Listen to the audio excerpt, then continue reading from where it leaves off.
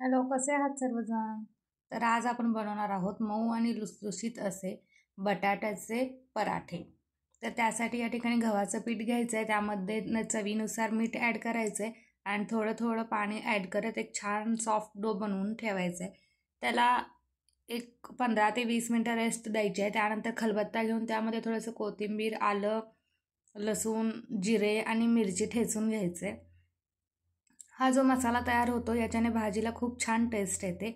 आपले उकडलेले बटाटे तयार झालेले आहेत, त्याची साल काढून घ्यायचं आहे आणि स्मॅश करायचं आहे. आणि देन आत्ता नंबर आहे भाजीचा. सो गॅसवर कढई ठेवायची आहे, तेल गरम करून मोहरी ॲड करायचं आहे आणि जो मसाला आपण कुटलेला आहे तो ॲड करायचा आहे. चवीनुसार मीठ आणि त्यानंतर शिजवलेला बटाटा ॲड करून सर्व मिक्स करून घ्यायचं आणि भाजी ढवळून आपली तयार झालेली आहे. आता आपलं हे जे कणिक आहे ते छान सॉफ्ट झालेलं आहे. तर या ठिकाणी मी एक ट्रिक सांगते की पराठे फाटू नयेत यासाठी. जो एक गोळा होता त्याचे 2 भाग करायचे आणि 2 छान छोटे छोटे पान लाटून घ्यायचे.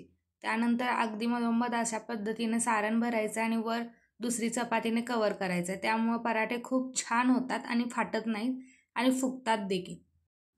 कसे वाटले पराठे कमेंटमध्ये कळवा आणि हो, चॅनलला सबस्क्राईब करायला विसरू नका. पुन्हा भेटू, तोपर्यंत काळजी घ्या. बाय.